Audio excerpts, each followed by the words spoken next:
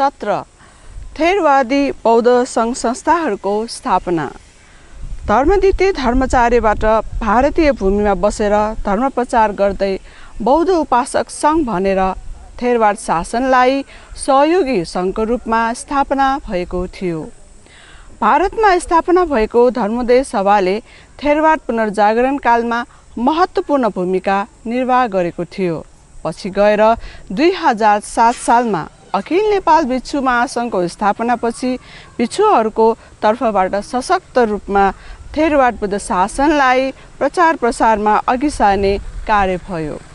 यस सङ्घको निर्माणपछि थेरवादी भिक्षुहरूको शासनिक कार्यमा सघाउन गृहस्थीहरूले पनि विभिन्न सङ्घ संस्थाहरू स्थापना गरेर धर्म प्रचारमा लाग्ने कार्यको थालनी भयो। युवाहरूलाई धर्म प्रचारमा सक्रिय गराएर उपत्यकाका गाउँ गाउँमा र सहरका विभिन्न टोल टोलमा धर्मको जागरण ल्याउने कार्यको थालनी भिक्षु असोगोस महास्तवीरबाट सुरुवात गर्नुभएको थियो। नेपाल बौद्ध परिषद नामको संस्था गठन गर्नुभए धर्मको व्यावहारिक ज्ञान युवामाझ परिचित गर्ने उहाँको कार्यले विक्रम सम्वत 30औं दशकका महत्त्वपूर्ण भूमिका खेलेको थियो। भिक्षु अशोक घोष, भिक्षु कुमार काश्यप, अनागारिका धम्मवती, धम्मचर्य आदि भिक्षु तथा गुरुमाहरूबाट दिनुभएको सार गौरविक प्रवचनले बुद्ध शिक्षाको बारेमा सिक्न पाए श्रद्धालु भई बुद्ध धर्मप्रति समर्पित भएका थिए। यसैको निरन्तरता स्वरूप सन् 1917 मा धर्मकीर्ति अध्ययन गोष्ठीको शुभारम्भ भयो। अनागारिका धम्मवतीको नेतृत्वमा स्थापित उक्त अध्ययन गोष्ठीबाट युवाहरूलाई सिलसिलाबद्ध रूपमा धर्मप्रति श्रद्धा जगाउने र अध्ययन अध्यापनमा जोड दिने कार्य भयो, जसको फलस्वरूप धर्मप्रति दत्तचित्त भएर लाग्ने मात्र होइन, धर्म प्रचार प्रसारमा लाग्न सक्षम युवाहरूको उत्पादन हुने काम पनि भयो। यसै क्रममा विश्व बौद्ध भातृत्व सङ्घको युवाहरूको सङ्घको रूपमा युवक बौद्ध मण्डल नेपालको स्थापना स्थानीय ललितपुरका युवाहरूले सन् 1970 मा गरेको थियो।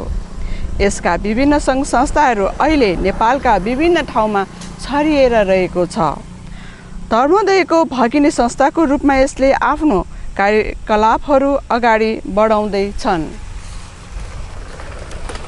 महिलाहरू पनि सङ्गठित भएर धर्म प्रचारमा लाग्नुपर्ने आवश्यकतालाई महसुस गर्दै सन् 1981 मा नेपाल बौद्ध महिला सङ्घ स्थापना भयो। बुद्ध धर्म प्रवर्धन कार्यमा सहयोग गर्ने, परितिको विकासमा सहयोग गर्ने तथा विपश्यना ध्यानलाई प्रचार गर्ने कार्य तथा नेपालमा पहिलो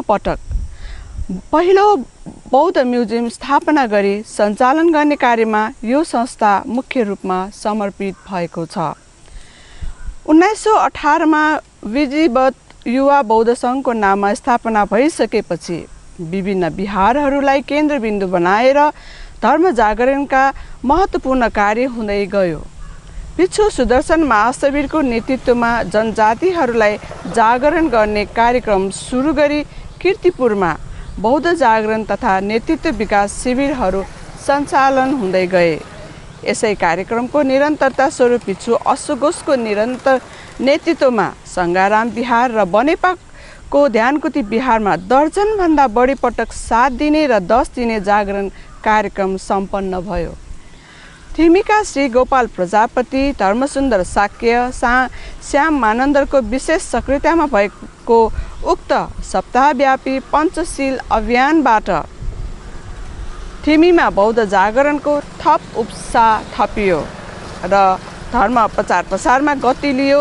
उपत्यका बाहिर पञ्चशील अभियान गर्ने क्रममा 2045 को फागुनमा श्री धर्मरत्न शाक्य त्रिशुलीको पहलमा त्रिशुली बजारमा पञ्चशील अभियान सम्पन्न भयो।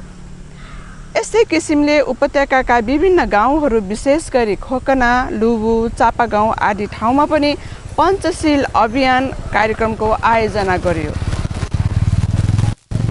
त्यसपछि 2047 देखि जनजातिहरूमा बौद्ध जागरण कार्यक्रम सञ्चालन गर्ने कार्यमा युवा बौद्ध समूहले आफ्नो ध्यान केन्द्रित गरेको थियो। युवा बौद्ध समूहको आयोजनामा उपत्यका बाहिर पूर्वमा सङ्खुवासभा खादबारीदेखि पश्चिममा सुर्खेत तथा धनगढीसम्म बौद्ध धर्मको परिचय दिने बौद्ध जागरण कार्यक्रम सञ्चालन गरेको थियो। पाटनको ज्योतिदय सङ्घ, सुखी होती नेपाल, चारुमती बुद्धिस्ट मिसन नेपाल, मेटा सेन्टर, धर्मविजय, पदनम आदि बौद्ध संस्थाहरूले थेरवाद शासन अभिवृद्धिको लागि विभिन्न कार्यकलाप अगाडि बढाइरहेको छ। भक्तपुरमा युवा बौद्ध पुच्च मैत्रेय युवा सङ्घले पनि युवाहरूलाई जागरण ल्याउन सक्रिय भइरहेको छ।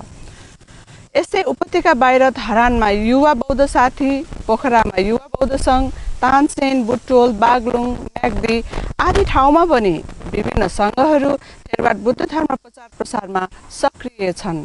बौद्ध ग्रन्थ प्रकाशन गर्ने संस्थाहरूमा वीरपूर्ण पुस्तकालय, धर्मकीर्ति प्रकाशन, धम्म डिजिटल, बौद्ध परिधि केन्द्रहरू आदि सक्रिय छन्।